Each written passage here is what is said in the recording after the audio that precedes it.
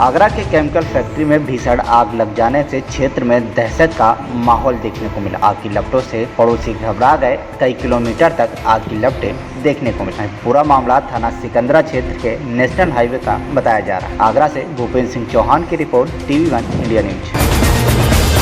खबर अमेठी से है, जहां पर जायज के अंतर्गत शब्बीर खान उर्फ कल्लू भाईजान झाड़ फूक के बहाने महिलाओं को नशीला पदार्थ खिलाकर शारीरिक शोषण करता है। शोषित महिलाएं लोकलाज के भय से इसकी हकीकत बताने से डरती हैं। जो महिलाएं इसकी हकीकत सामने लाने की बात करती हैं तो उन्हें या अपने गुर्गों से जान से मरवाने की धमकी देकर उनका मुंह बंद करा देता है।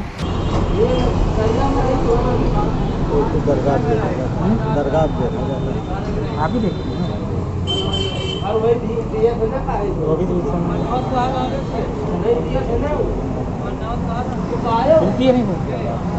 बंद रहती बाहर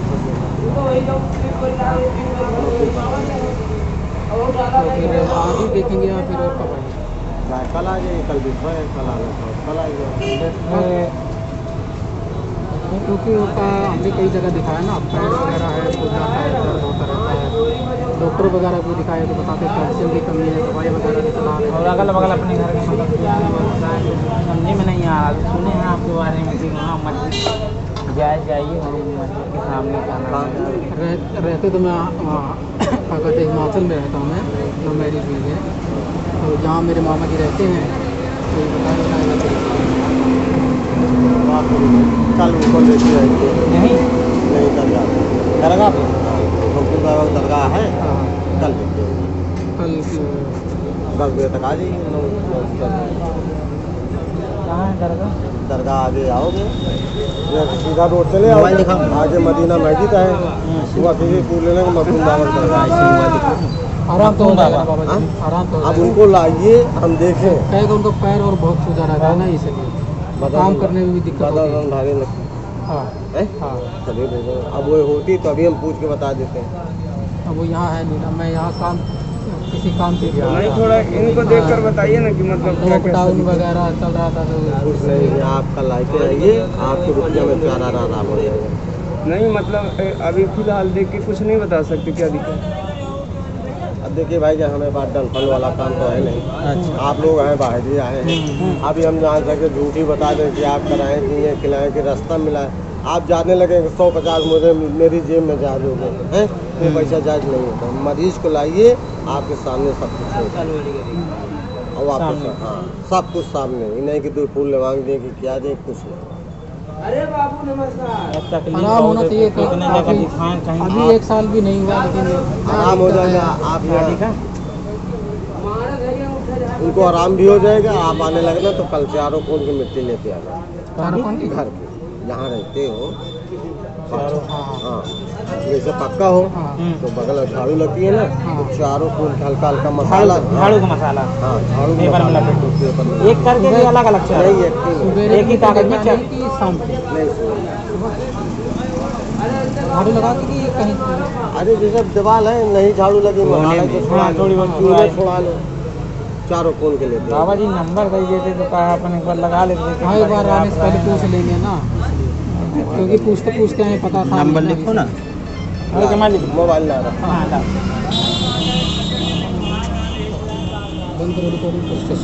अश्विन तिवारी की रिपोर्ट, अमेठी। पर मथुरा से है, जहां पर शिक्षा विभाग में घोटाले होने का सिलसिला थमने का नाम नहीं ले रहा। जहां पहले मथुरा के बेसिक शिक्षा विभाग द्वारा प्राइमरी स्कूलों में तैनात शिक्षकों की भर्ती में फर्जीवाड़े का मामला संज्ञान में आया था, वहीं अब मथुरा के बेसिक शिक्षा अधिकारी के कार्यालय सैकड़ों टीचरों के अभिलेखों में कागजात गायब होने का मामला सामने आया, जिसकी जाँच कराई जा रही और कागजात गायब होने की पुलिस में तहरीर दी गयी। आपको बता दें कि थाना कोतवाली में घौली पियाऊ पर जिला बेसिक शिक्षा अधिकारी का कार्यालय है, जहाँ पर प्राइमरी स्कूलों में तैनात अध्यापकों के वो अभिलेख रखे हुए थे जिनसे उनकी नौकरी लगने से पहले शिक्षकों ने जमा कराया था। मगर जब 150 शिक्षकों के यहाँ पर कार्यालय में बीटीसी और टीटी के कागजात गायब, जिनकी जानकारी लगते ही बेसिक शिक्षा अधिकारी चंद्रशेखर के द्वारा कई टीमें बनाकर सभी अभिलेखों की जाँच कराई जा रही, जिससे तीसरे सेमेस्टर के अभिलेख गायब और अभी जाँच कराई जा रही। ऐसे कितने मामले अभी निकल कर सामने आते हैं, ये तो आने वाला वक्त ही बताएगा। मगर शिक्षकों के अभिलेख गायब होने की जानकारी लगते ही बेसिक शिक्षा विभाग विभाग के कर्मियों में खलबली मच गई। आखिर ये अभिलेख गायब कैसे हुए? इसी के लिए बेसिक शिक्षा अधिकारी ने रिपोर्ट लिखाई और कोतवाली पुलिस को तहरीर देने के साथ साथ शिक्षकों को सूचित कर दिया है कि वह दोबारा से अपने मूल कागजातों के साथ कार्यालय में संपर्क करें। 12/4/60 के बीटीसी के सर्टिफिकेट नहीं है और टेट के नहीं है। बीटीसी में जो लास्ट सेमेस्टर है उसके गायब है और टेट के नहीं है और कुछ अभिलेख ऐसे हैं जो फाइलों में देखने को आ रहा है कि नहीं है। इसके लिए हमने ABSS की चार टीम का गठन किया है। उसमें सारे अभिलेख हमने जाँच करा ली है। उसकी एक शीट बनाई है जिनके कैंडिडेट्स में जो चीज़ अभिलेख नहीं आ रहा उसका मेंशन है। इस आधार पर जो अभिलेख नहीं है हमारे पास तो इनके संबंध में हम एक तहरीर दे रहे हैं। जो हमारे शासकीय अभिलेख में वो गायब हो गए हैं मुक्ति के दौरान। इसको थाना हाईवे में एप्लीकेशन की गई हुई है हमारे पटल सहायक की और थाना हाईवे ने ये कहा कि ये कोतवाली में मुकदमा दर्ज होंगे तो पहले कोतवाली मुकदमा दर्ज किए गए तो एक प्रत्यावेदन उनका कोतवाली में भी आज जा रहा है। इनके साथ कुछ सीटें जा रही हैं जिस पर एक कैंडिडेट वाइज बनाई गई है जिसमें अभिलेख उस फाइलों में नहीं पाया गया। अभी इसका फाइनल आज कुछ 30 फाइलें और रह गई हैं। 100-150 के आसपास हैं लोग। उसमें हमारा 30 फाइलें रह गई हैं जिसको फाइनल टेस्ट दिया जा रहा है। शायद इसमें जो चौथी टीम हमारी है उस पर 30 फाइलें और जाँच करनी है। तो आज ये जाँच 2 घंटे में हो जाएगी। तो इसके बाद हमारे पास ये जो फाइलों का डाटा हमारे पास आएगा तो हमें एक संकलित करके भेजेंगे हमारे इतने लोग ये फलाफल दस्तावेज आएगा। जो भी हमारे पास FIR होगी तो हम सारे कैंडिडेट्स को उपलब्ध कराएंगे और उनसे ये निर्देश दिए जाएंगे कि जो फाइलें जो FIR है उसके क्रम में अपना मूल अभिलेख जो है प्राप्त कर लें संबंधित संस्थाओं से। सर करीब 150 होंगे। हाँ, नियर अबाउट 150 के आसपास। मथुरा से दीपक चौधरी की रिपोर्ट, TV1 इंडिया न्यूज। खबर ललितपुर से है जहां पर जिले के संत गाडगे महाराज जनसेवा समिति ने उत्तर प्रदेश की सरकार पर आरोप लगाया है कि जब से सरकार सत्ता में आई है तब से दलितों पर अत्याचार बढ़ता ही जा रहा है, जिसको लेकर एक ज्ञापन आज महामहिम राष्ट्रपति के नाम से सौंपा गया। ज्ञापन में उन्होंने कहा कि उत्तर प्रदेश में 2017 में जब से भारतीय जनता पार्टी की सरकार बनी है, योगी आदित्यनाथ मुख्यमंत्री बने, उसके बाद से लगातार ही दलितों पर अत्याचार और सामाजिक उपेक्षा बीजेपी सरकार कर रही है। महापुरुषों का अपमान भी इस सरकार में हो रहा है। उन्होंने कहा कि चाहे भारतीय जनता पार्टी के कार्यालय में ही दिल्ली में रविदास मंदिर गिराए जाने का मामला हो या फिर गाजियाबाद में संत गाडगे महाराज मार्ग का नाम बदलकर विवेकानंद मार्ग रख दिया गया हो। भारतीय जनता पार्टी द्वारा उत्तर प्रदेश में झांसी जिले में दलित संत गाडगे महाराज की मूर्ति के बगल में महाराजा अग्रसेन की मूर्ति लगवा दी गई। महाराजा अग्रसेन की मूर्ति लगवाने के पहले बुंदेलखंड के संपूर्ण दलित समाज के द्वारा 6 मार्च 2020 को झांसी में धरना प्रदर्शन भी किया गया था और जुलूस निकालकर झांसी मंडलायुक्त को ज्ञापन भी दिया गया था, जिसमें उत्तर प्रदेश सरकार से यह आग्रह किया गया था कि नगर निगम झांसी द्वारा प्रस्तावित मूर्ति महाराजा अग्रसेन महाराजा की मूर्ति के अन्य चौराहे पर लगाई जाए, क्योंकि एक पहले से ही महान संत की मूर्ति स्थापित है। परंतु दलित विरोधी मानसिकता का प्रतीक भारतीय जनता पार्टी ने अपनी हठधर्मी के चलते वहाँ पर अग्रसेन महाराज मूर्ति स्थापित कर दी। यह अपमान महान संत गाडगे महाराज के साथ संपूर्ण दलित समाज का। क्या आरोप है, क्या कहेंगे आप? जब से हिंदुस्तान में भारतीय जनता पार्टी की सरकार आई है, ये सरकार जो है दलित विरोधी, बैकवर्ड विरोधी, अल्पसंख्यक विरोधी, ये सिर्फ ये जो सरकार है ये मात्र सरकार जो है पूंजीपतियों की, सवर्णों की, देश में 5000 साल से राज करने वालों की सरकार है।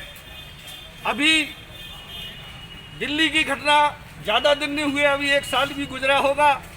दिल्ली में रविदास जी का मंदिर तोड़ दिया गया, सरकार ने तोड़वा दिया। उसके बाद गाजियाबाद में संत गाडगे मार्ग को बदलकर विवेकानंद मार्ग कर दिया गया। उसके बाद अभी झांसी में हम लोगों ने मार्च के महीने में एक ज्ञापन दिया था कि जहां संत गाडगे चौराहा है, जहां संत गाडगे धर्मशाला है, संत गाडगे की स्टैचू लगी है, वहाँ कोई और महापुरुष की मूर्ति नहीं लगी या अन्यत्र लगाई जाए। लेकिन उन्होंने अपना प्रस्ताव नगर निगम में पास किया और वहाँ करने के बाद महाराजा अग्रसेन की मूर्ति उसी के बगल में स्थापित कर दी, 100 मीटर दूरी पे ही स्थापित कर दी और संत गाडगे चौराहा को बदलकर संत अग्रसेन महाराज कर दिया। जबकि हम लोगों ने झांसी में एक विशाल जुलूस मार्च के महीने में निकाला था और उसके बाद मुख्यमंत्री को ज्ञापन दिया था। विधायकों ने, जो दलित विधायक हैं, उसके बाद नगर विकास मंत्री को ज्ञापन दिया था, लेकिन इनकी मानसिकता दलित विरोधी है। ये कभी ईमानदार और अक़लियत के लोगों को पसंद नहीं करती है। ये शोषण करने वाले जो है शोषित लोगों पर जुर्म करते हैं। हम आज ज्ञापन जिलाधिकारी के लिए देने आए हैं कि सरकार को अपनी मानसिकता बदलना पड़ेगी। आने वाले कल में इसका जवाब देंगे, बैकवर्ड के लोग जवाब देंगे, अल्पसंख्यक जवाब देंगे और दलित लोग जवाब देंगे। जिस प्रकार चौराहों पे संतों के नाम बदल गए, इसमें सरकार का क्या मतलब, क्या चाहती है सरकार? सरकार अपनी मानसिकता से चल रही ना, उनकी जो मानसिकता वही तो करेंगे। उनकी मानसिकता मनुवाद की है, उनकी मानसिकता दलित विरोधी है, बैकवर्ड विरोधी है। अब आप हमसे प्रश्न कर रहे हैं, अभी 300 IAS बैकवर्ड के लोग पास हुए थे, IAS क्वालिफाइड किया, उन्होंने उसमें एक पंगा लगा दिया कि ये क्रीमी लेयर के बाहर आते हैं। मसूरी में जो ट्रेनिंग कर रहे थे बैकवर्ड के IAS के, वो घर बैठ गए। कितने मंत्री हैं दलितों के बताइए, कोटे से कम है? कितने IAS सचिवालय में है, केंद्रीय में बताइए, बैकवर्ड के? कितने जज हैं बताइए? कितने जो पूरे हिंदुस्तान की यूनिवर्सिटियां बनी हैं, आप बताइए कितने यूनिवर्सिटियों में है? ना प्रोफेसर हैं, ना मास्टर हैं, ना कुछ नहीं है। सारी यूनिवर्सिटियों में उन्हीं का कब्जा है। तो ये देश ऐसे चलेगा नहीं। जिनका जो हक है उन्हें हक मिलना चाहिए। ललितपुर से जाकिर मंसूरी की report, TV1 India news. Samajwadi party के राष्ट्रीय अध्यक्ष व पूर्व मुख्यमंत्री अखिलेश यादव द्वारा सपा सरकार में ही गोरखपुर में BRD मेडिकल कॉलेज परिसर में इंसेफ्लाइटिस से पीड़ित बच्चों के इलाज हेतु शुरू कराए गए 500 बेड के बाल चिकित्सा संस्थान, जिसका अधिकतर काम सपा सरकार में ही हो गया था, उस पर 500 बेड के बाल चिकित्सा संस्थान में ही कोविड मरीजों के लिए परिवर्तित हुए 300 बेड के कोविड वार्ड का CM योगी आदित्यनाथ ने उद्घाटन किया। आज सपा जिलाध्यक्ष नगीना प्रसाद साहनी के नेतृत्व में राष्ट्रीय अध्यक्ष को धन्यवाद ज्ञापित करते हुए मेडिकल कॉलेज गेट पर जनता में मिठाई बांटने गए। पार्टी के नेता और कार्यकर्ताओं पर सरकार के इशारे पर वहां पर पुलिस ने लाठीचार्ज कर दिया, जिसमें पार्टी के नेताओं को गंभीर चोटें आईं। जिलाध्यक्ष नगीना प्रसाद साहनी ने कहा कि CM सपा सरकार के कार्य का फीता काट कर श्रेय लेने की अपनी उपलब्धि मांग रहे हैं। लगता है कि CM योगी आदित्यनाथ का पूरा कार्यकाल सपा सरकार में पूर्व मुख्यमंत्री अखिलेश यादव के द्वारा शुरू कराए गए कार्यों का फीता काटने में ही बीत जाएगा। इस दौरान जिलाध्यक्ष नगीना प्रसाद साहनी ने अखिलेश यादव, जियाउल इस्लाम, प्रहलाद यादव आदि कार्यकर्ता मौजूद रहे। TV1 इंडिया न्यूज के लिए संतोष सिंह की रिपोर्ट, गोरखपुर।